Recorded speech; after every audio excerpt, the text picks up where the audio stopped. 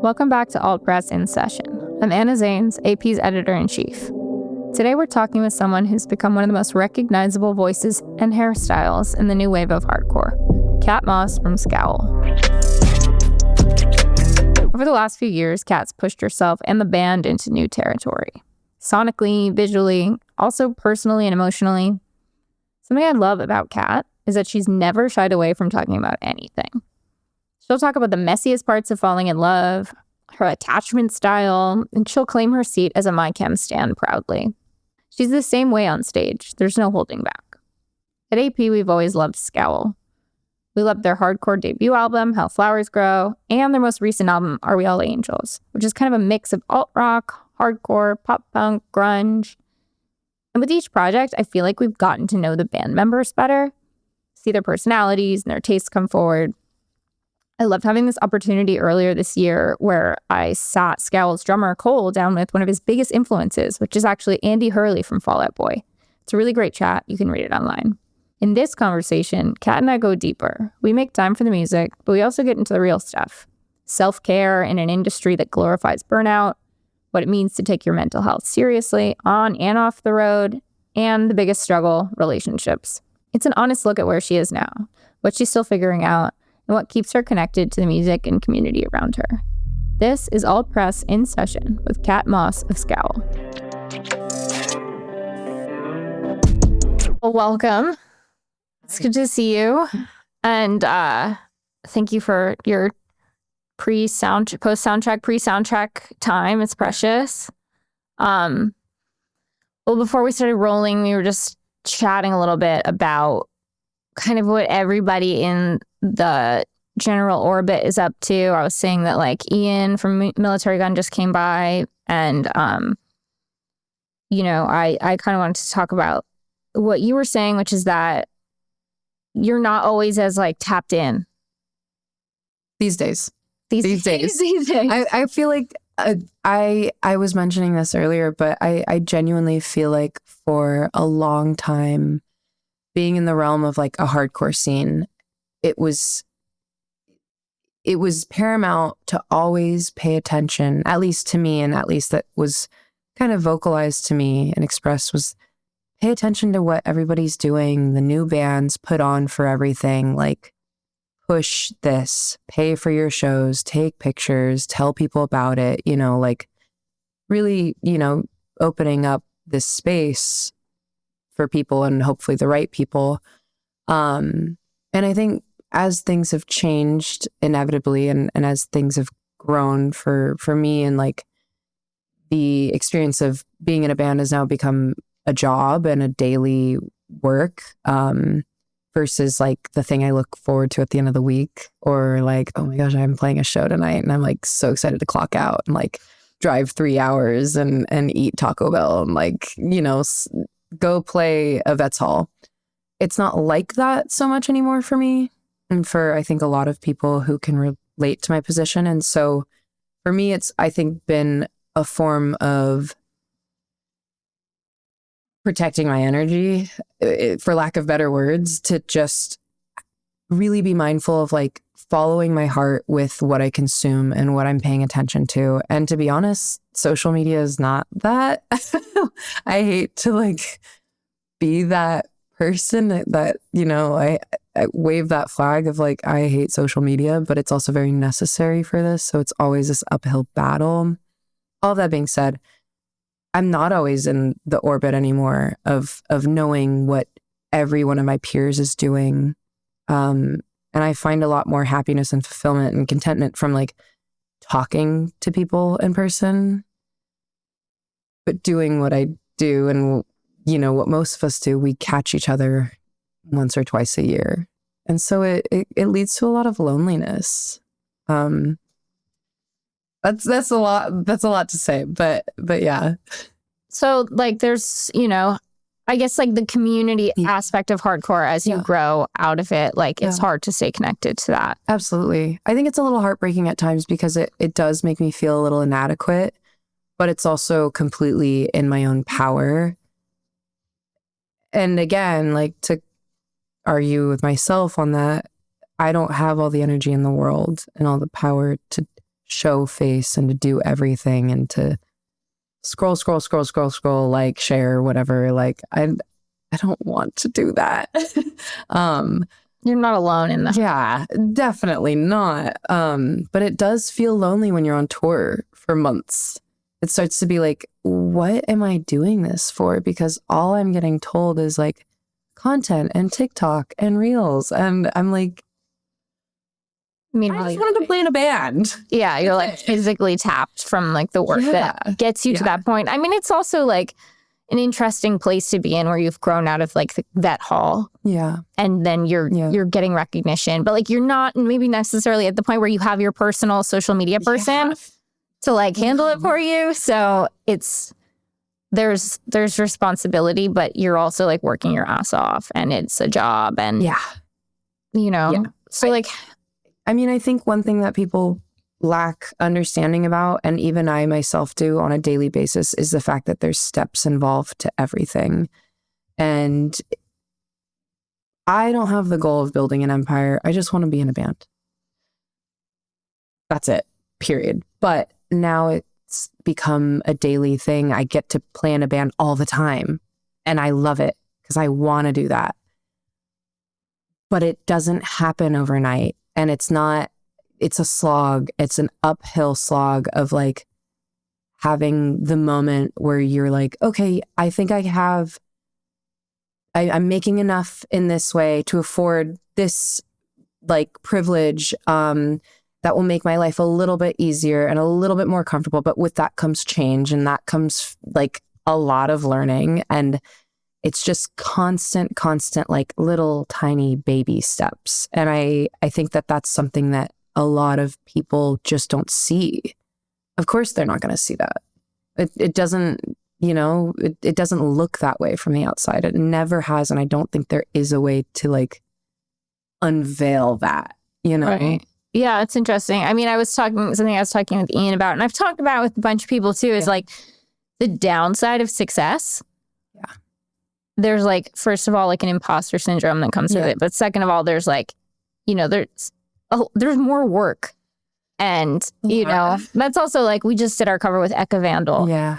And she's like also, like having a breakout year. It's so cool. And that's like, she's still like, she just signed to a label, but like she was fully independent. She's paying for all of her videos herself still, even though she's like getting hyped up by like all of these people. Yeah. So, I mean, it's a very, I don't know, it feels tragic sometimes for me. I feel like I'm such a like melodramatic type of person. I've always been this way. Everything I've loved and like really just like set my heart on my whole life has always been just like this like tragedy, right? Like, and so of course that comes into play with my art and with being in a band and this experience and success, and that it comes in so many different packages, and it's not like a stamp that you get and then you're just that. It's like multiple tiny little bits of the stamp, and sometimes they get peeled away, and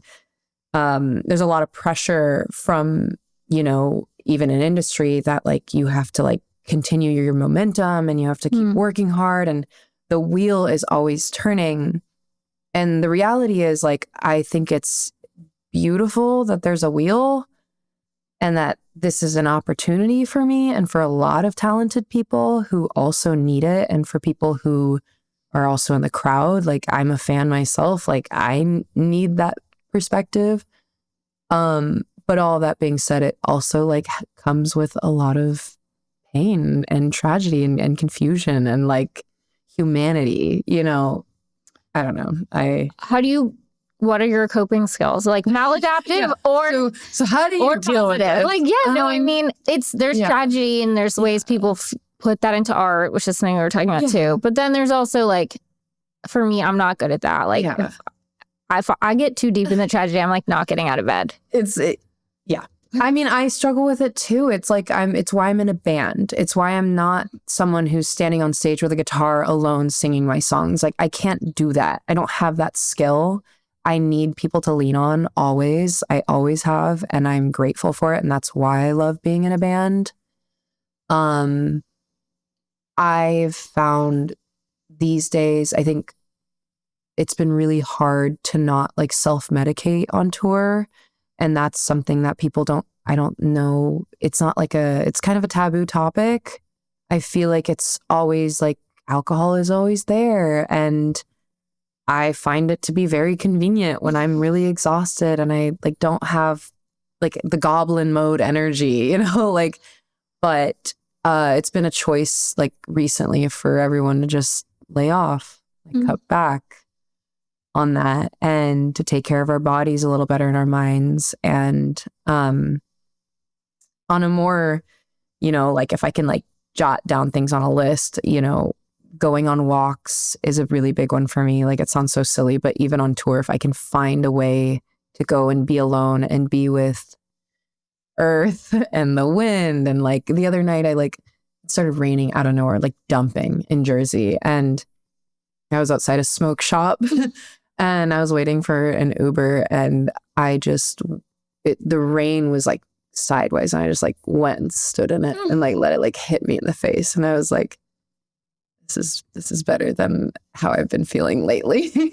Yeah, I mean, I feel like from like my having been on tours and like obviously like knowing and loving many musicians, like there's like the sanity comes with routine, but then also sometimes you need a moment like that to be smacked in the face by the rain to like remind you that like it's not just like pull in, get up, whatever it is, like, I think other things that have been really helpful for me has just been like really cultivating a home life that I love and I trust. And that is like a very strong foundation for me because this environment, like tour environment, is quite unpredictable. You pop a tire, you're late to a show, you have a bad night, someone gets sick, you get hurt, this person pissed you off, you start your period,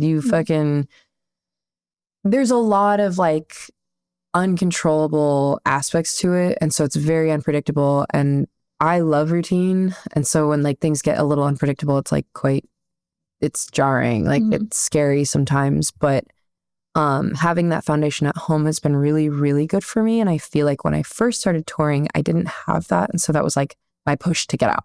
It's like, I hate being home. I'm not here. I need to be on the road. And that created this life. And I'm so grateful. But now I'm like, I actually think things are way more balanced than they ever have been before. And because of that, I can't look away from the stuff that sucks. I don't have the like guilty pleasure of like disassociating out of the crap anymore. I am now present and I'm facing the music. And sometimes it really hurts. And then, you add in like mental health and that just, it's like a nice little jar of like shit shaken up, that's tour. But I feel like I have a lot of coping skills. I talk to a therapist once a week also, which I'm big on talk therapy. I love it. It's life-changing for me. I know it's not for everybody, but it's been really helpful for me. And I was able to like find that through, I want to say not Music Cares, but like another music organization that helps musicians and touring artists. That's amazing. Find resources. And I can't remember. I wish I could like plug it right now. I feel awful, but well, I can write in the comments. Would you guys ever do like Metallica style group therapy? I would love to. I'm like the person who's like, I'll face it. Like, on. I would love that. I think it would be hard, but I think it'd be really good. And I mean, nothing good comes easily. So there you go. That's just my perspective. I think it'd be epic too. I think there'd be some epic crash outs, but like really good. Yeah, you got to make a doc. Yeah, I mean that's like, I feel like it's always been a thought we've had. Like, oh, dude, I just want to make like some crazy like tour documentary. Like it's super dramatic. And like, where is Sean Stout? We need him to do this. To step up and do the therapy doc. I know he would kill it too because he's great. He's a fly on the wall, dude. He really is great. But yeah, I mean, it makes it sound like everything's really bad, but it's not. I'm just on tour. Yeah. Yeah, you are. Like, I'm just on tour. It's hard. Well, but I think that's very real. And like, Yeah. it's, you know. I feel like I'm sitting here complaining about doing something I really like love and I'm privileged to do for like 13 minutes straight. So I feel Yeah, like but you're also talking about the coping skills. So I feel like it's like things you can do to help yourself. But that also can apply to anything. Like my job is I love my job, but like I love my job. But my job is really taxing and I'm working 7 days a week and it's also unpredictable and, you know, but I also love it. And we're both working in the field that we want to be working in. And like, but it requires coping skills. Like anything is like that. Like you said, nothing good comes easy. No. And that's something that I've been thinking about all year long. I feel like my big work this year, which I sound silly saying it that way, but like I'm really big on like, okay, the calendar year is important to me. Like starting it out and feeling like, okay, where are we going from here? I never really know what the big work is until I'm in it. And I'm like, so for this year, what was that? Healing attachment wounds, like big time. And learning that, like, not just knowing, but like knowing intrinsically that I have everything I need in me, but not relying on hyper independence as a form of self-protection, because that's something I love. Yeah. Like, give it up for hyper independence. But the reality is, like I said this earlier, I need people to survive. I think we all do, to be fair. But like, I specifically know about myself. I need my friends and my loved ones and the people around me to be like emotionally safe and strong for me to lean on. I need them. And vice versa. Like I'll show up. But healing attachment wounds was a big one. And in doing that, it was silly because I was falling in love and it was really beautiful and it was really painful. And it was the kind of like grief thing where like at the same time it's falling in love and being faced with all of my demons and skeletons. Yeah, of course. I had a friend pass away at home and I was on tour earlier this year. And so that was all kind of happening at once. And it really like, I was like handed the ultimate coin of like grief on one side, love is the other. Yeah. And that is what you have now. Like in life, that's how it's always been accepted. And I found myself really struggling with it at times because I was really insecure and I am insecure and I, you know, A, B, and C, like I hope this person likes me and doesn't think I'm crazy and you know, like, right. And at the same time, I'm like, I am literally so talented and wonderful and beautiful and capable and none of this speaks on me. And at the same time being like, what am I? And who am I? And what am I doing? And my friends are like passing away and I'm here doing what? You know? So it was really confusing. Yeah. I would have days on tour where I remember earlier this year, we were in Europe and I was walking around in Spain and I was looking at this beautiful architecture and the sun was out and it was like shining on the like glass windows and like the trees. And I just was like, just bawling silently. And everyone's like, are you okay? And I was like, I didn't sleep very well. And also like, it's totally okay. I just need to cry. And I did because I needed to like, let my body know like, it's okay. And that's what I mean by healing attachment wounds as well. It's like, there was a lot of moments where my body was responding to the situations, with a trauma response. And I had to like sit with myself and be like, okay, actually like where and what are we feeling? And it's okay. And cry, let that alarm bell ring. And guess what? It's okay. Like, and that was mind blowing. And that has nothing to do with art or music or success or tour. So many does in that it has to do with being a human. Yeah, and I have to do that. Yeah. I have to do that to be human, to do tour, to do band, to do and it's so silly. And I'm like, wait, how am I expected to do all this? How am I 28? What did I thought, like, wait, take me back to first grade. Cause like, I still feel like a baby all the time. Yeah. I don't know what's going on. Yeah. I mean, I think it's also like, maybe you've said this before, I feel like, about being like a vulnerable artist. Yeah. And obviously you're a vulnerable person. Like, I think I respect so much like you talking about this stuff because people don't talk about it. I have an aversion to people who can't talk about it. Yeah. I think it's not to be judgmental, trying really hard not to be judgmental. It's so boring. Talk about your feelings, dude. Talk about the shit you go through. What are we doing?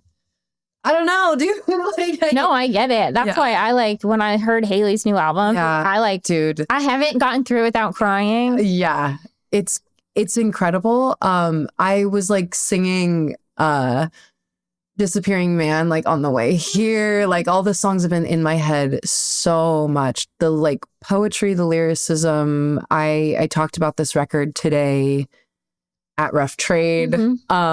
I am so grateful as like a 28-year-old woman person. It feels weird to like say, like, I still feel like very much like a child. Yeah. Hearing that record and being like, I feel so seen. And I'm not the only one, but in my own weird, really like fucked up specific way, I'm like, no, it does. And that's the best kind of, I think, like book or art or whatever it is. Like for me, when I'm like, why are they telling my story? Yeah, that's weird. How do you know? How did you know? Yeah, I mean, it's just like, and it really like, I have this terminal uniqueness thing. Right. But like, it's because I think I'm in the most pain and the most complicated. Is this like are you into astrology kind of vibe? Not totally, but like I'm open to it. Okay, well, what's your sign? Scorpio. Okay, there you go. Does that mean something? It just means you're like dark and twisted. And yeah. And also edgy and like, you know. That's part of it. That's the like trope. Yeah. What are you? A Virgo. I'm a Scorpio, Virgo. Ooh, okay. I'm a Virgo sun, Gemini rising, Aquarius moon. So I think it gives me this like, I am talking about myself here. I don't know. I don't want to be wrong about myself, but I think it gives me this like analytical, very like bubbly, kind of almost like nervousness. Yeah. But at the same time, it's also like, yeah, I'm weird. Like there's like an owning of like you uniqueness. You just described yourself pretty well. Thank you. Yeah, no. I mean, it's just like, I like feeling seen by that stuff a lot. Yeah. It's really good. I mean, there's a bunch of, it's for me, like I usually don't get too deep into lyrics. Really? Like, I don't look at lyrics like while I'm listening to something the first time. Okay. Ever. Like if I get into something, then I'll look up the lyrics. But like for this album, I like read the lyrics. Yeah. And it's just like, incredible. You know, so. I'm a big lyrics person, but that also makes sense because I write lyrics. Like that's what I do. And I love poetry and I love the like flexibility of words to like really like apply to any situation and feeling. And in music's case, it's like, well, you also have tone and you have like, there's so much like emotion that can be displayed. And like, I feel like I'm still mining for the diamond in my own music, like to get to that point of like, I'm honoring these emotions and these feelings and the tragedy here, like truly, honestly, in a very beautiful way musically. Like, I don't feel like I'm there yet. Do you think that's a goal for 2026? Yeah, I think for 2026 is just to like write music freely, write music that is like, I don't want to be in this box of like, well, it has to be this way or it has to be that way. It has to be hardcore enough. It has to be punk. It has to be, I'm like, I just want to be in a band, as I said. So like I don't understand why we're putting all the rules on this. Like, I don't want to. So just do something, create something freely, express freely, and let that like the shit that I'm like pouring out right now, like out in an artistic graceful way. Because I feel oftentimes like very like gangly baby deer in everything. And you know what? Even if that shows up in my music, then great. You know? Yeah. That's sincere. And that's the only goal, really. I think just to be okay and to make stuff that like feels sincere. I mean, I feel like the album that you put out like really was a shift in like for me having talked to you and your bandmates, like I saw more of you guys in it. Yeah. And I definitely saw that kind of attempt at like a more free state of like, we're not going to be defined by whatever, you know? Yeah. And like you guys just like owning, you know, Gerard Way and like Fall Out Boy, which I love. And like, you know. It makes me so happy. I mean, that was like the sea legs of it, of going, okay, we're doing this. Like, yeah. And I was like, come on. Like, you know, I felt very confident in a way where I was like, I'm going to go in and work with Will Yip and I'm going to just let it all go. Like, let it all out. It doesn't have to be correct. It doesn't have to be in key. It doesn't have to sound good. But whatever it is, we're going to fucking get there. And I do feel like we did a great job. And to be fair about that record too, I love it. There was a lot of really, really, really gnarly stuff, I think, not like that I know and I own, like that was going on internally in my life and that record's about. And I really wanted to find a way to like, you know, use like hieroglyphics in music of like being like, this is where I'm at and what I'm going through and what happened. And I know I'm not alone and I need connection. And I feel like seeing the shows we're playing right now and this year post that record coming out has been like that goal has been reached in a lot of ways. I've never had this happen before. Like this year though, I see girls or feminine people in the crowd sometimes singing certain songs like at me and they're like crying. And I'm like, I shake. Yeah. I get the tingles in my hands. I get like, I mean, that feels like the highest form of validation, making girls cry. It's like, I want to cry. Yeah. I'm also an empathetic crier. Like, I'm just like, okay, well, if you start crying, I'm gonna cry. Like, and it like also kills me because it like, I'm happy that it's out there and I'm happy that there's connection and that's all I wanted and that's all I want. But I'm also like a little heartbroken that there's girls, especially out there, that relate to those experiences. And I'm like, but I feel like it's like that experience of like crying openly in a concert. Like it's kind of like what we were just talking about with Haley's album. It's like feeling seen. The second like that this uniqueness is like shed, then you have a lot more hope to be able to work through things. I think about my perspective when I have been at the concert crying. What was the last concert you cried at?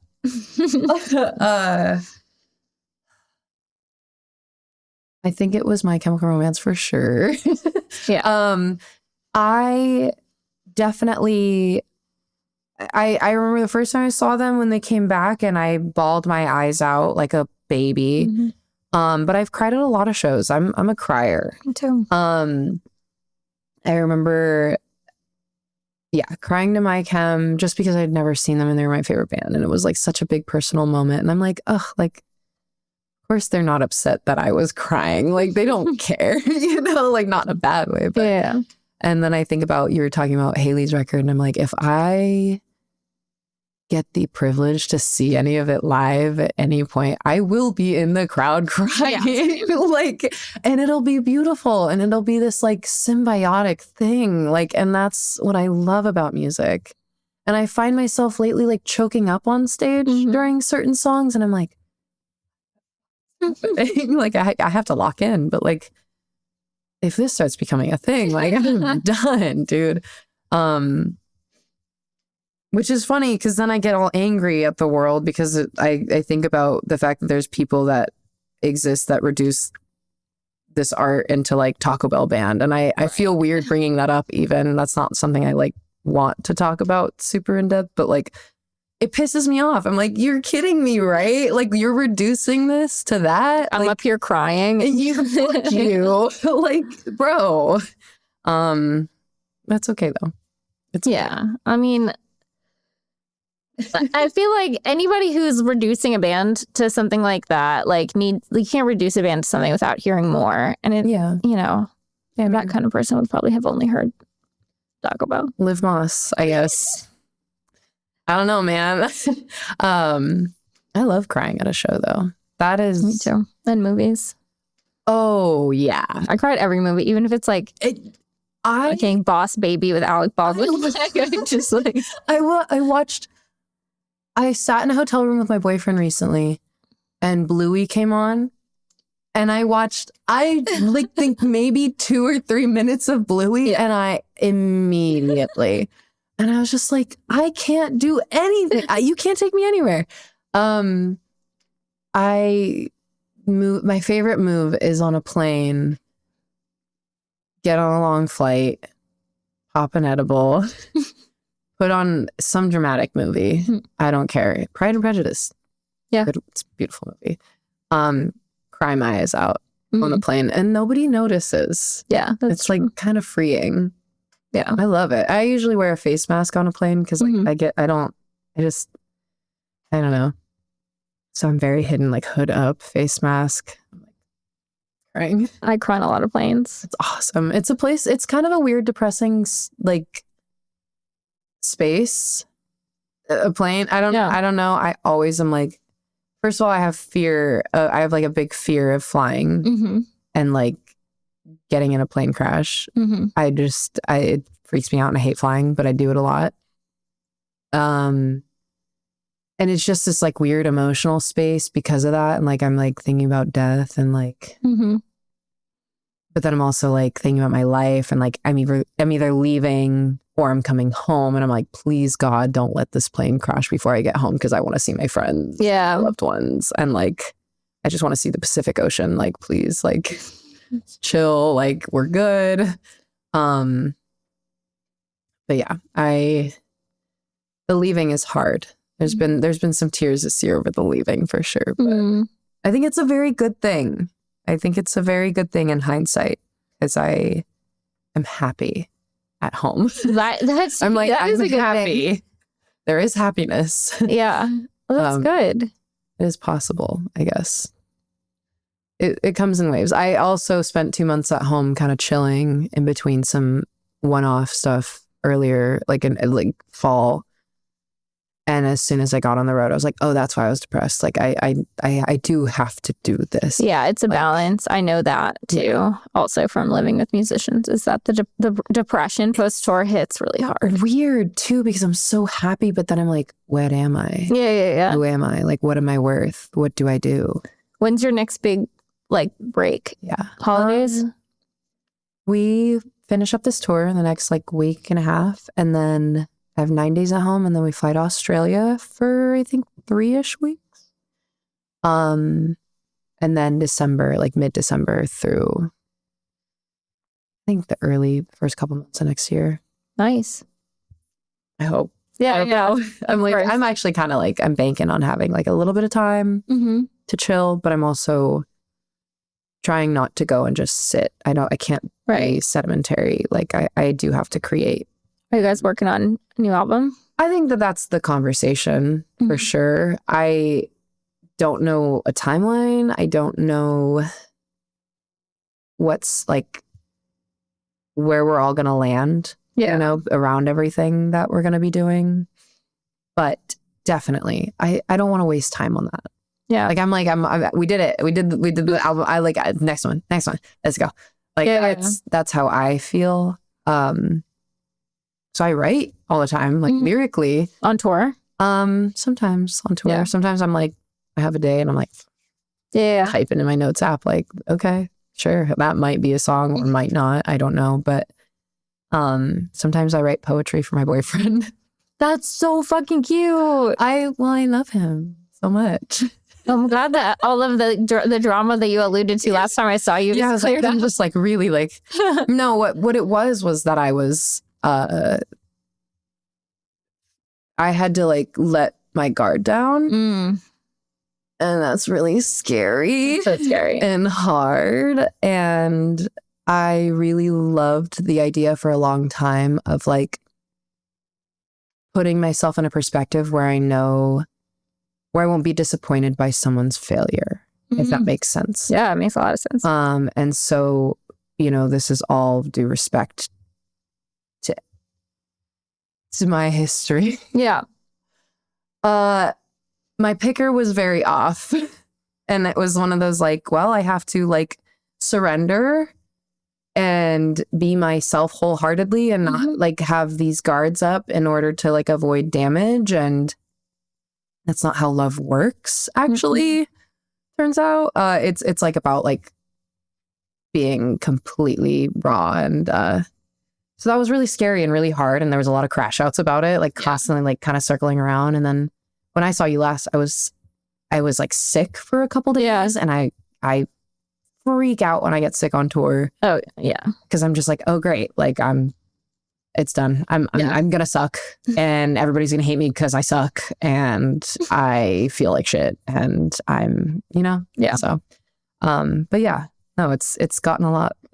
We've really come up. It's been a march, but it's been very beautiful and gratifying and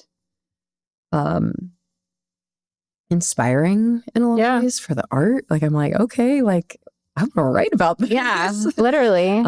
So that's cool. That's like relieving in a way, because I feel like for a long time, like I just was writing about the same hurt. Yeah. That's all age appropriate. Absolutely. I think that's the other I try to tell myself that way too much as a justification. That is age appropriate. That's a really good point, honestly, because half the time I'm like I said earlier, like I feel like I'm still a child and I'm like figuring it out very much. But at the same time, I'm 28 years old. Like it is age appropriate for me to be like, okay, like the hurt that I was like so focused on for like what felt like my entire life, we're past it. It's still there. It's in the room, but like made like it's cool. Yeah. It's chill. I just remember my mom telling me, she's like, you're supposed to cry through your whole 20s. That's so real. That's so real. And the times where I didn't, like where I went through phases where I couldn't cry in my 20s were the most awful. Yeah. Like it was like the most like demented. And then months of just like monsoon, you know? And I think it's very powerful. Very powerful stuff. It's magic. I believe in a lot of like spirituality, and I think that there's a lot of magic behind like releasing one's emotions like in that way. Is that something you feel like you do on stage? Or is it different? I think I feel like being on stage has always been like this vacuum of like safety for me to just like release, or like like emotionally and like physically. I struggled a long time with anger when I was younger, and now it's like this beautiful space where I get to go scream on stage and like feel like really empowered by that. I think sometimes it depends on what's going on. Like there have been times where I've gone on stage and I've been like, I don't know who I am and who these people are, and what's here. And so sometimes it's not an escape entirely. In fact, it sometimes it's a mirror, which is really, really hard, because sometimes I'm like, fuck, like I don't, but for the most part, it's this, it's like very emotional and raw, and I forget about time. And like, there's been a lot of shows where I was like, damn, I didn't want it to be over, like lately, which is crazy. Because for a long time, I was just like, when do we like, oh my God, oh my God, oh my God, oh my God. We've played some festivals recently where I was like, oh, it's over. Like that was crazy. I felt like a dragon on stage, which was so cool. I've never felt that way. That is cool. That was like very fulfilling for myself to be like, I can be that bitch. Okay. Like I can do it. I can do it. I feel like that ties into the imposter syndrome of it all, really. But I don't know how else to deal with it besides like keeping on. Yeah. I mean, I have to say, like, having seen you so many times over the years, like, there's such an evolution that's so obvious too. Yeah. In like your performance and Thank like you guys as a unit. And Yeah. I'm excited to see where you're at tonight. Thank you. I hope it's good. It's gonna be great. I'm tired. I have to drink like an energy drink or something. I don't know, but no tequila tonight. Sounds good. It'll be good though. I'm excited. Well, thank you. Thank you. This is so fun. I know. Kiki.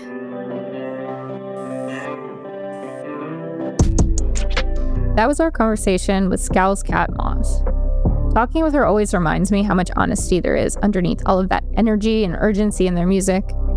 If you want to prove yourself as a real fan, though, hit the AP store and you can snag one of the last copies of our 2023 issue, which had Scowl on the cover, interviewed by MCR's Brent Gairo. That was actually my first issue with AP, and a huge honor.